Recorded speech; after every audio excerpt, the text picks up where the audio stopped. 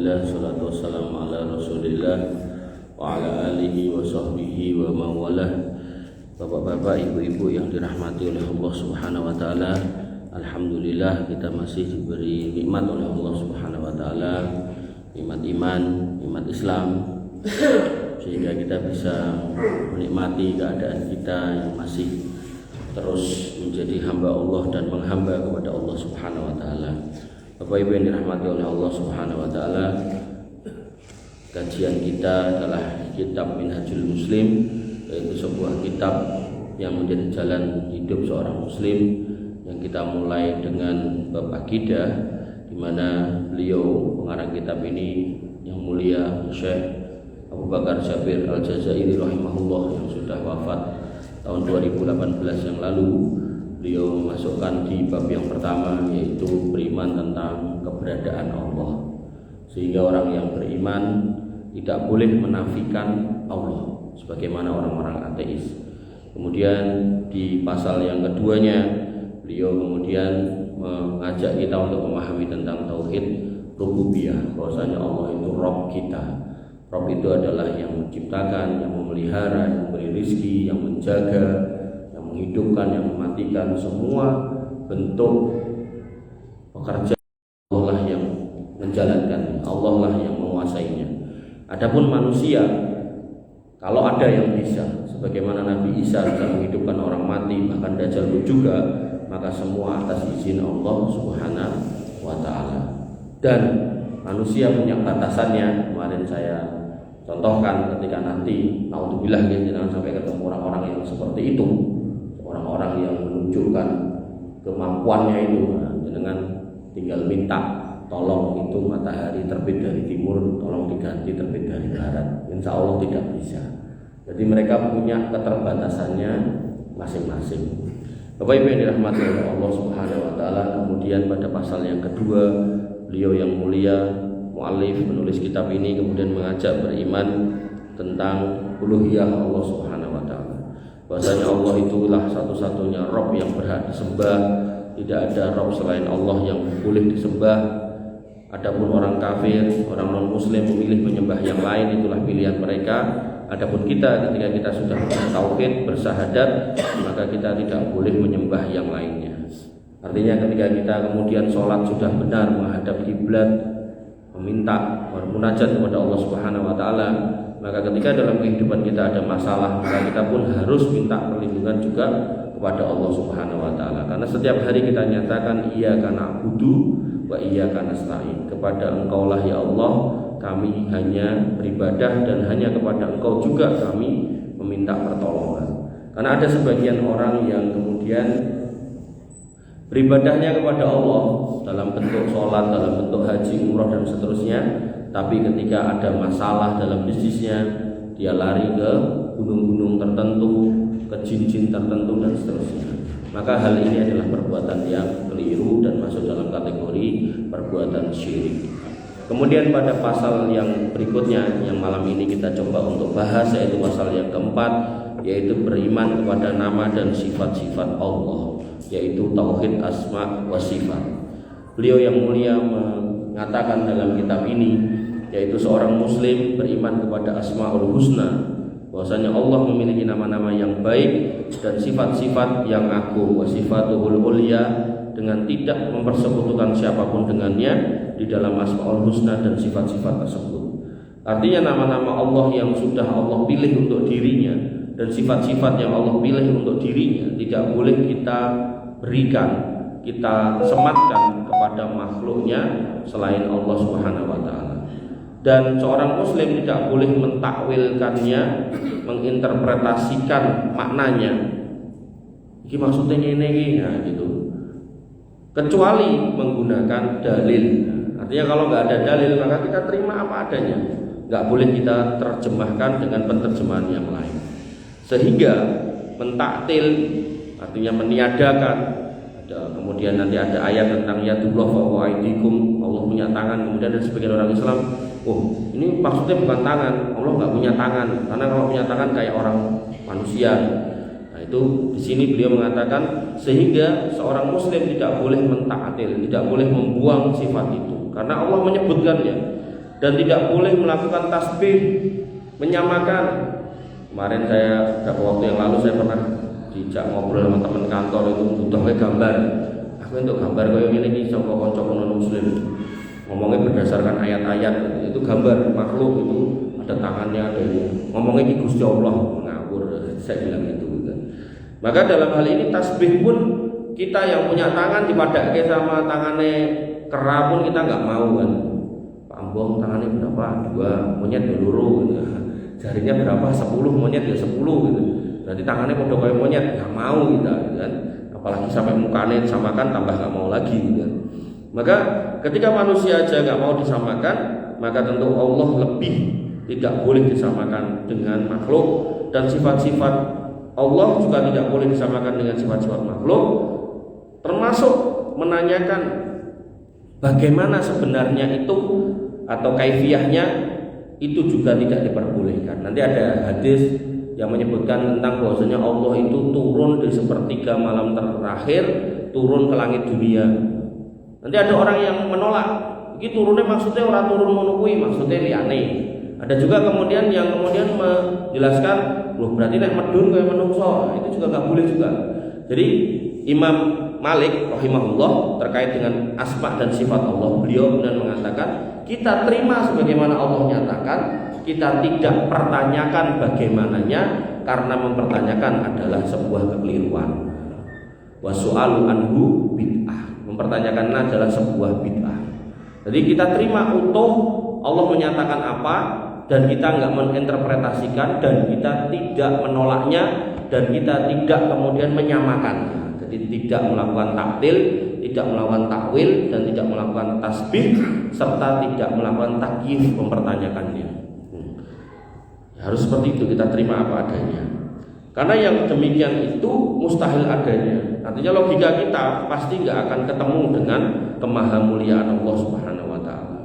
Kenapa kok kita suruh bersabar atas semua ini? Karena nanti termasuk bentuk bonus atau ganjaran yang paling utama dari penghuni surga setelah mereka dimasukkan ke dalam surga, kemudian diberikan semua kenikmatannya, maka mereka nanti ditanya kenikmatan apalagi yang mau kamu minta. Mereka mengatakan sudah cukup semua. Kemudian mereka dikeluarkan dari tempat-tempatnya, dikumpulkan di satu tempat yang lapang. Kemudian disitulah Allah menampakkan diri. Nah, bentuk janji Allah Subhanahu wa taala ini yang disampaikan oleh nabinya, bahwasanya orang-orang beriman akan melihat Allah, inilah yang kemudian biar menjadi surprise gitu loh.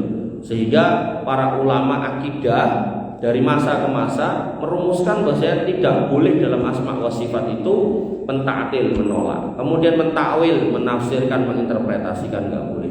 Kemudian mentasbih, menyamakan dengan makhluk, ya nggak boleh. Kemudian mentakyif, bertanya tentang bagaimananya, itu juga tidak diperbolehkan. Kita disuruh menerima sesuai Allah nyatakan. Allah nyatakan Allah turun, ya udah turun, nggak usah nanya gimana-gimananya.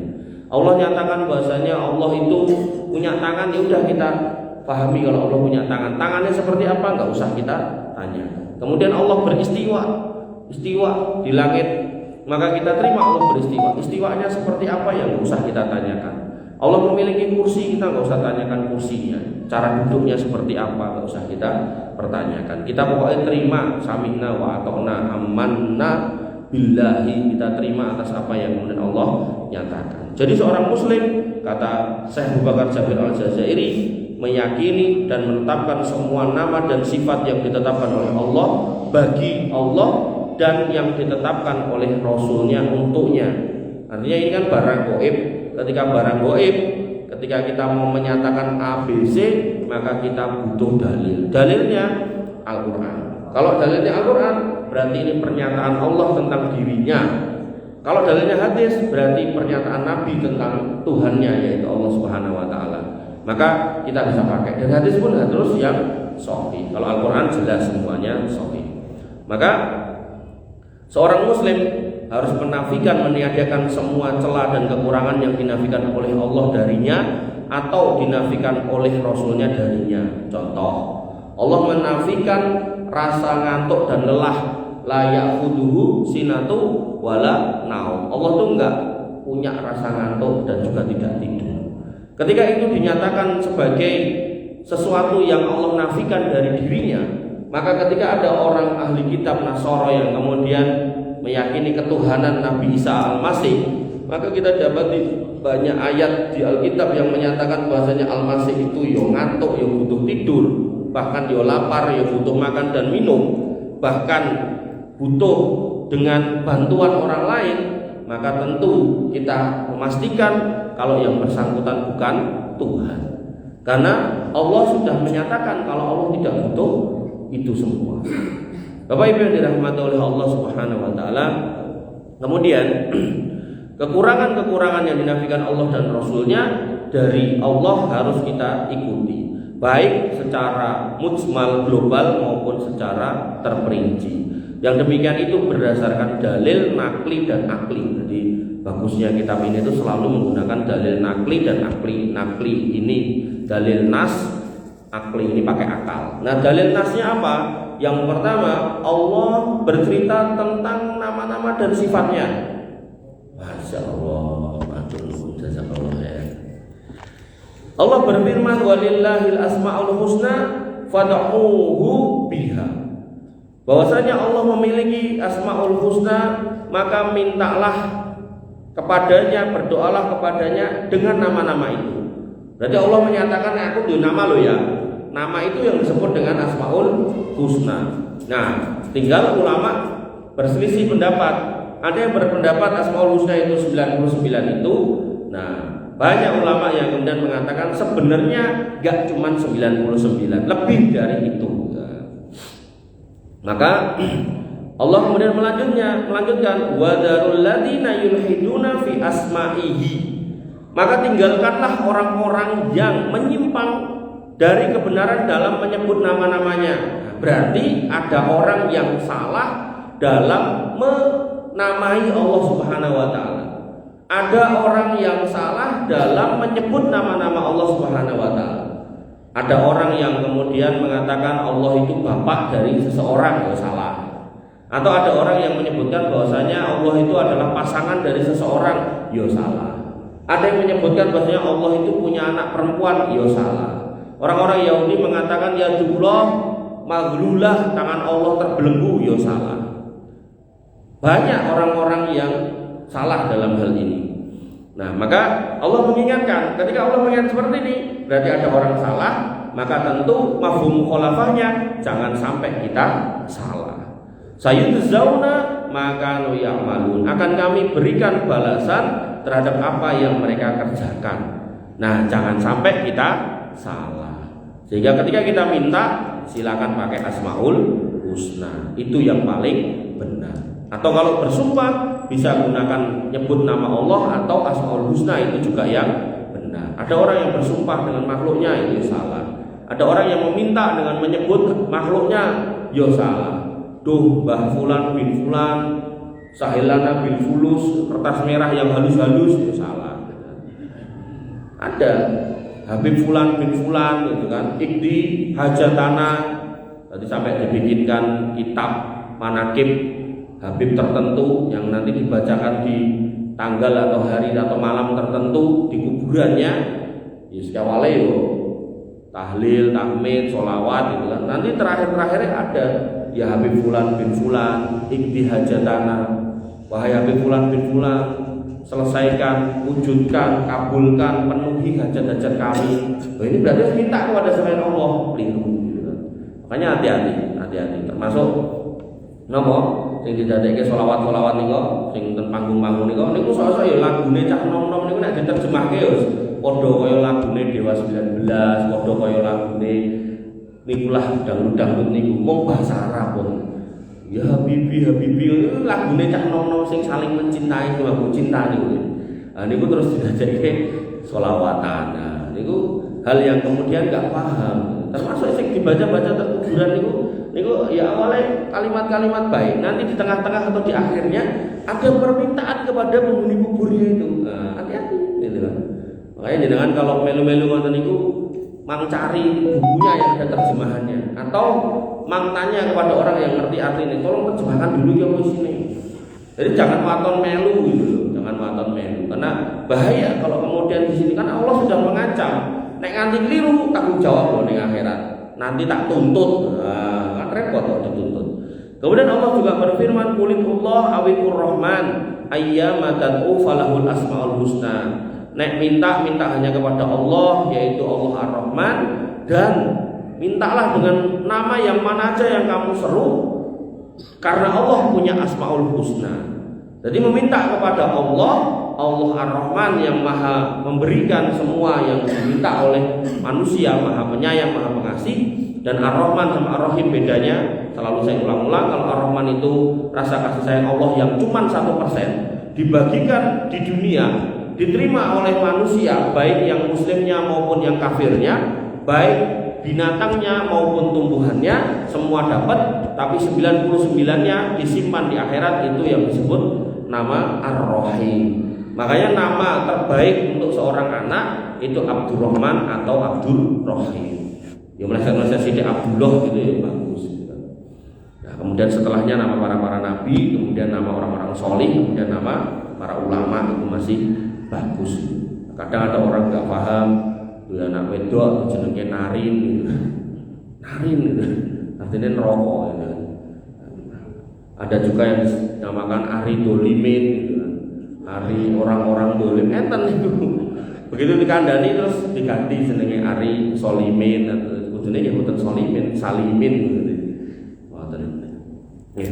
Maka Allah telah menegaskan bahwa dirinya Allah itu maha mendengar, as-sami, maha melihat, al-basir, maha mengetahui, maha bijaksana, maha kuat, maha perkasa, al-qahar, maha lembut, al-latif, maha mengetahui, al-alim, maha tersembunyi, al-batin, maha mensyukuri, as-syakur, as-syakir, maha penyantun, maha pengampun, maha penyayang, dan seterusnya.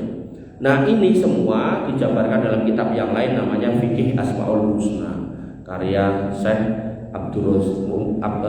Syekh Muhsin, Syekh Abdul Razak Muhsin Al-Abbad gitu. Kalau nggak salah itu namanya. Itu dijabarkan panjang lebar. Apa itu As-Sami, dalilnya apa, maknanya apa itu Al-Alim, dijelaskan semuanya. Maka orang muslim kalau pengen kenalan sama Allah, ya di situ ya kita pelajari nama-namanya. Dari nama itu kita tahu sifat-sifatnya. Dari situ panjenengan nanti bisa gunakan untuk meminta. Karena Allah itu kalau sudah diminta dengan menyebut nama-namanya yang mulia itu, apalagi orangnya mengangkat tangan, apalagi orangnya sampai lusuh dalam beribadah, khusyuk dan seterusnya, maka Allah itu malu kalau dia narik tangannya kok itu belum dikabulkan. Si hambanya itu malu. Tapi nanti di dalam sebuah hadis juga dikatakan ada orang yang datang bekas safar, lusuh badannya, kemudian mengangkat tangan, dia berdoa ya Rabbi, ya Rabbi, ya Rabbi, ya Rabbi. Tapi kata Nabi SAW, wa mat'amuhu haramun, yang dimakan haram, wa masrabuhu haramun, yang diminum haram, kemudian wa malbasuhu haramun, yang dipakai haram, wa hudiya bil harami, kerjaannya setiap hari bergelut dengan barang haram. Kata Nabi, fa anna yustajabulah, mana mungkin doanya terkabul. Jadi ada dua kondisi ketika disebut nama Asmaul Husna, ketika digunakan tangan, menengadahkan tangan ke langit, kemudian digunakan jiwa yang ikhlas, insya Allah pasti terkabul. Tapi kalau ternyata hari-hari diliputi dengan hal-hal yang haram, nah hati-hati, mungkin berdoa berpuluh-puluh tahun boten dikabulkan. Bapak Ibu yang dirahmati oleh Allah Subhanahu wa taala. Dalil nakli yang pertama ini tadi. Dalil nakli yang kedua, kabar dari Nabi SAW tentang nama-nama dan sifat Allah yang tertera di dalam hadis yang sahih. Yang pertama, Nabi bercerita tentang bagaimana Allah itu tertawa. Oh, nanti ini orang-orang tertentu nih Kulabiyah, Mu'tazilah nggak mau ngakui, masa Allah tertawa. Kayak menungso wae gitu kan. Padahal Allah mengatakan laisa kamitslihi syai'un. Allah itu nggak serupa dengan makhluknya manapun. Wa huwas samiul basir, dan Allah itu maha mendengar lagi maha melihat. Artinya Allah pun bisa mendengar dan melihat, cuman mendengar dan melihatnya Allah itu berbeda. Jadi sama-sama digunakan kata melihat dan mendengar, tapi melihat dan mendengarnya Allah itu beda. Ada ulama yang menjabarkan bedanya ya. Kalau kita mendengar itu sebatas yang kita bisa jangkau telinga kita. Apakah langsung, apakah lewat telepon kan ngoten sakniki. Intine pokoknya kudu ditemplek kayak gitu. Tapi Allah bisa mendengar rintihan semua makhluknya satu persatu dengan kondisi yang berbeda-beda di tempatnya masing-masing, bahkan mengabulkan semua hajatnya sesuai dengan kebijaksanaan dan keadilan Allah Subhanahu wa taala. Artinya kalau kita di sini ada orang yang berbisik di seberang tembok itu atau di sini, kita nggak dengar kecuali kayak bengok-bengok gitu kan. Nah, tapi Allah bahkan seorang hamba yang berdoa tanpa bengok-bengok, berbisik pun dongane alon-alon, Allah mendengar dan tahu. Nah, ini salah satu bentuk perbedaan maha mendengarnya Allah Subhanahu wa taala dengan makhluknya. Makanya dalam konteks ini Allah dikatakan Nabi SAW yadhakullah ila rajulin, Allah tertawa kepada rajulain, dua orang pemuda, dua orang laki-laki. Nah, pertawanya seperti apa? Tidak usah dipertanyakan karena tadi takyif bertanya kaifiyahnya nggak boleh. Atau jangan ditolak, ini nggak ketawa maksudnya liane, jangan, karena taktil ya nggak boleh. Atau ini jadi tujuh tertawa ini, nah itu juga nggak boleh, takwil nggak boleh, karena sifat Allah kita terima apa adanya seperti dinyatakan Allah dan Rasulnya. Allah tertawa, ya wis selesai, nggak usah dibayangkan ketawanya kalau si fulan nggak usah, ngakak gini ngono nggak usah. Nah, kepada dua orang yang gimana kata Nabi, yaqtulu ahadumal akhar, yang dia membunuh orang lain. Kemudian kilahuma yadkhulul jannah, dua-duanya yang membunuh dan yang terbunuh kok malah dilebokke surga. Niki hadis niki kurang lengkap. Nanti di kitab Sahih Muslim disebutkan maksudnya si pembunuh ini adalah orang kafir, begitu membunuh orang Islam si muslim masuk surga. Nah, dia sebagai orang kafir setelah bunuh dapat hidayah, masuklah Islam, kemudian dapat panggilan jihad, dia berangkat membela agama dan mati syahid. Nah, dua-duanya ketemu atau dimasukkan ke dalam surga. Nanti ada dalil yang serupa dengan ini, tapi nggak ada tambahan Allah tertawa. Dikatakan oleh Nabi SAW, idal taqol muslimani bisai fihima. Kalau dua orang muslim berjumpa dengan dua pedangnya, zaman dulu ya pedang, saiki ya celurit, ya badik, ya macam-macam. Kemudian fayak tatilani saling membunuh, kata Nabi kilahuma finnar, dua-duanya masuk neraka. Para sahabat bertanya, ya Rasul, nek yang membunuh kami paham, fama balul maktul, kok ya sing terbunuh ya masuk neraka gimana? Kata Nabi SAW, innahu harisun ala qatli akhihi, sakjane sing terbunuh ku ya pengen mateni saudarane. Ini nanti dimasukkan dalam bab niat, bahwasanya orang itu kalau udah niatnya jelek, ning ra kelakon, ning jane sing nglakoni ning ra tekan. Wis niat pengen main judi, rung tekan gone ketabrak mobil gitu kan. Matilah dia di jalan, maka dia terhitung sudah berjudi. Ya, sebagaimana yang ini tadi. Nah, sehingga ada dua dalil yang mirip tapi kok dua-duanya satunya masuk surga, dua-duanya satunya masuk neraka, maka kita harus cermati, hati-hati gitu. Ini urusan niat. Nah, di sini poinnya karena ini bab tauhid asma wa sifat, yaitu Allah tertawa. Kita imani Allah tertawa. Tertawanya piye? Enggak usah ditanyakan, enggak usah ditafsirkan, enggak usah ditiadakan, dan enggak usah disamakan dengan makhluk. Wah, pake kae nek guyu ngakak nganti untune ketok kabeh, sing pake kae guyune ya ngono berarti padha. Ini kan manusia sama manusia enggak apa-apa. Tapi begitu kemudian Allah stop. Nah, ngoten nggih. Kemudian pada dalil yang lain, nah, ini tambah abot melih nih kalimat ini. Di sini dikatakan oleh Nabi SAW, hadis riwayat yang ke-11 muttafaqun alaihi malan Bukhari Muslim. La tazalu jahannamu yulqa fiha wa hiya taqul. Jadi neraka jahanam niku ketika dicemplungi penghunine, dia kemudian terus-menerus mengatakan hal mim mazid, ada lagi enggak yang bisa tak telan, mana, tambahi lagi. Ada lagi enggak yang bisa dimasukkan sini? Ada lagi enggak yang bisa cemplungan sini? Kemudian hatta ya doa Rabbul Izzati fiha rijlahu. Kemudian sampai Allah yang maha mulia meletakkan, yang maha agung meletakkan kakinya ke dalamnya. Ini bunyi hadis yang ngoten.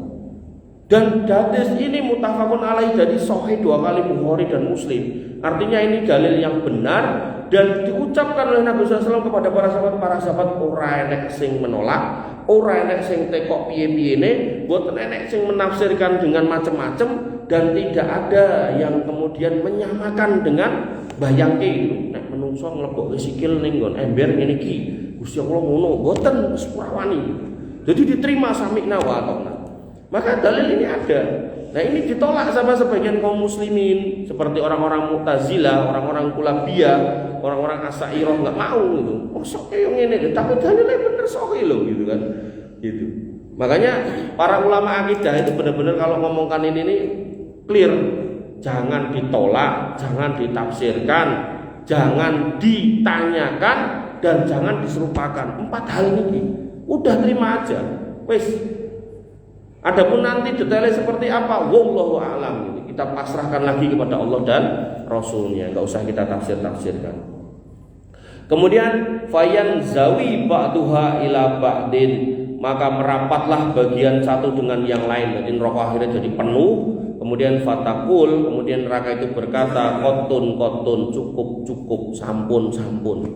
Di neraka niku nek mboten tutup kalih Gusti Allah niku minta terus kon ngiseni.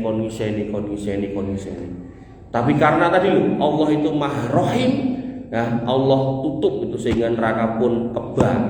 Makanya nek cah dablek niku dikandani le ra salat, nek ra salat mlebu neraka. Neraka mengke nek kebak luber, mengke kula ten surga, Pak. Rumangsane ngoten iku. Padahal nek jenenge neraka niku mandhap ten ngisor niku namine darokat. Lah surga niku naik ke atas namine darajat. Tegese blumbang niku nek luber ora bakalan tekan tingkat dhuwur kan ngoten to. Mesti ning blumbang sebelah kan ngoten to. Ah, nek logika dunia wis ora masuk akal niku. Jadi misal dengan duwe omah, ten jabone omah enten kolam-kolam lele. Dengan isine kolam lele sijine luber yo ning kolame wis ora mungkin munggah ten omahe jenengan kan ngoten. Kejaba diusungi ngangge ember lah mboten melih niku. Nggih. Bapak Ibu yang dirahmati oleh Allah Subhanahu wa taala, Allah kemudian mengatakan lagi, tadi sudah saya singgung di depan, yanzilu rabbuna ilas sama'id dunya. Ini nggih muttafaqun alaih. Ini nggih dibantah harus sebagian orang. Bahwasanya Rabb kita Allah Subhanahu wa taala turun ke langit dunia kullalailatin, setiap malam, hina tabqa sulusul lail al-akhiru, ketika malam itu tinggal sepertiga yang terakhir, fayaqul, dan Allah berfirman, man yad'uni fa astajibalah, sapa sing njaluk donga pas saiki iki tak ijabahi, tak jawab. Mayyas aluni, sapa sing kemudian njaluk fa u'tiyahu, tak beri apa yang dia minta. Mayyas taghfiruni, siapa yang minta ampun fa aghfiralahu, tak ampuni dosa-dosane. Maka dalam hal ini clear, Allah turun, dan ini hadis sahih Bukhari Muslim. Berarti hakul yakin, ini ucapan Nabi diucapkan kepada para sahabat. Para sahabat waktu dengar gak ada satupun riwayat yang mengatakan sahabat bertanya turunnya gimana ya Allah, gak ada. Gak ada satupun sahabat yang lancang kemudian mentakwil turun iki ngene-ngene nggih mboten enten. Kemudian gak ada juga sahabat yang menolak Allah kira turun sing bener ngene mboten enten. Kemudian gak ada satu orang sahabat pun yang menyamakan antara makhluk, apakah manusia apakah binatangnya, kepada Allah Subhanahu wa taala turunnya kaya sikae. Mboten, diem semua. Artinya kalau ini dilakukan salah satu di antara 4 ini atau berapa sekian di antara 4 ini dilakukan oleh para sahabat, apakah menanyakan, apakah membantah, apakah menyamakan atau mentakwil, mentafsirkan, itu mesti ada riwayat tambahannya. Ternyata enggak ada. Boten enten. Karena para sahabat itu orang yang paling penasaran gitu. Sehingga dalam banyak hadis itu sering dikatakan mereka bertanya, "Kila ya Rasulullah, wahai Rasulullah, kaifa, bagaimana jika begini gitu. Ya Rasulullah, kapan terjadinya ini dan itu? Ya Rasulullah, gimana nanti kalau kami ketemu ini dan itu? Ya Rasulullah, gimana kami nanti kalau mendapati pemimpin yang begini dan begitu?" Itu banyak pertanyaan sahabat seperti itu ada. Artinya kalau para sahabat ini bahasanya cah namun sakniki kepo, penasaran tentang gimana turunnya Allah, mesti ada tutup kayak hadis ini. Tapi enggak ada, stop di sini. Ini menunjukkan sikap mereka itu 4 ini. menerima apa adanya, tidak mentakwil, tidak mentaktil, tidak mentakif, dan kemudian tidak mentasbih, tidak menyamakan dengan makhluk. 4 ini. Kemudian dalil yang lain, Allah Subhanahu wa taala dijelaskan atau dikatakan dalam sebuah hadis, dan ini riwayat Muslim tok, Allahu asadu farhan. Allah Subhanahu wa taala lebih bahagia, lebih gembira. Berarti Allah ini punya sifat apa? Gembira. Bitaubati abdihi min ahadikum birahilati. Dari tobatnya seorang hamba, gembira yang melebihi kalian yang menemukan tunggangannya yang hilang. Jadi nanti hadis panjang ini dikisahkan tentang ada seorang yang safar, kemudian ngantuk, kemudian tidur, tergeletak tidur. Nah, tunggangan ini lali dicencang. Begitu tangi, tunggangannya ucul gitu, ora enek. Nah, singkat cerita, dicari-cari ra ketemu, kemudian dhek kekeselan, tertidur lagi, tunggangannya tiba-tiba pas bangun ada di dekatnya. Senenge ra ukur. Nah, Allah lebih gembira daripada orang ini. Nah, gembiranya seperti apa? Wallahu a'lam. Ora usah ditanyakan. Apakah seperti si fulan ini? Gak usah dibandingkan. Oh, ini maksudnya bukan gembira tapi begini-begini. Gak usah ditakwil. Jadi itulah kaidahnya. 4 hal ini yang harus dipegang, dan ini dirumuskan di kitab-kitab akidah ini dari masa ke masa. Nah, cuman pada masa-masa tertentu muncullah kelompok-kelompok yang menolak niki. Nanti sampai puncaknya ada mereka yang kemudian mengatakan Quran itu makhluk, karena Quran itu bagian dari sifat Allah, yaitu kalamullah, yang kemudian pasti benar. Tapi kalau dikatakan makhluk, pasti ada kekurangan, ada kesalahan, perlu direvisi, perlu diedit. Dan itu bahasa Quran itu makhluk kan terjadi dulu waktu zaman Imam Ahmad bin Hambal. Nah, sekarang kalimatnya macam-macam.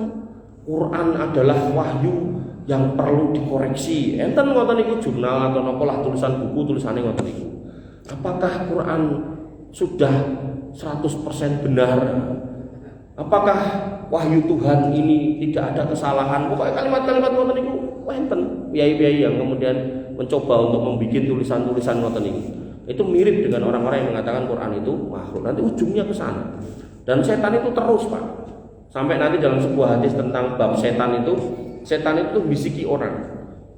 Awalnya membuat orang itu penasaran. Ketemu kupu-kupu, sapa sing gawe kupu-kupu? Oh Gusti Allah. Ketemu tanduran, sapa sing gawe tanduran iki? Gusti Allah. Ketemu lombok, enek sing ijo, enek sing abang, sapa sing ngecet iki? Gusti Allah. Terus bertanya. Sampai puncaknya kata Nabi SAW, dia pun akan bertanya, sapa sing gawe? Gusti Allah. Nah, kalau itu sampai terucap, maka ucapkan ta'awudz, a'udzubillahi minasyaitonirrajim, kemudian kata Nabi, berhenti, stop, jangan dilanjutkan. Karena dulu itu ada seorang ulama, saya lupa namanya, Abdullah Al-Qasimi kalau nggak salah. Itu beliau orang Libanon, kalau nggak Yordania, Libanon. Nulis kitab, Pak. Kitabnya itu tentang akidah, jelas kayak akidah, benar-benar bagus. Kitabnya dipuji oleh para ulama pada zamannya. Saking orang ini dianggap orang alim, orang solih, sampai dimasukkan ke Saudi Arabia oleh pemerintah waktu itu dan diterima di sana, mengajar sana sini. Karena ahlul jidal wal kalam, senengnya berdebat sama ngomong gitu kan. Nah, bahkan senengnya pokoknya debat, agar anak wong kira-kira iki kudu tak tibake, tak jatuhke, jak debat gitu. Pokoknya seneng banget debat sekarang ke TV ini pula. Nah, akhirnya ya Allah membolak-balikkan hati, termasuk hatinya, kemudian dibisiki oleh syaitan. Kon moro teng Gua Hira. Jadi dia diminta oleh syaitan untuk datang ke Gua Hira untuk apa? Untuk membuktikan nek dulu Jibril pernah di situ nemui Muhammad SAW, maka rono barangkali kowe yo ditemoni. Nek tenan ono kowe lak ditemoni. Moro mriku boten enten. Akhirnya dia kemudian membuat tulisan bahwasanya saya ke sana untuk menemui orang yang dulu menemui Muhammad, tapi nggak ada, ya berarti Tuhan nggak ada. Akhirnya balik ke ateis, jadi langsung balik ini langsung jembalik rakan karuan.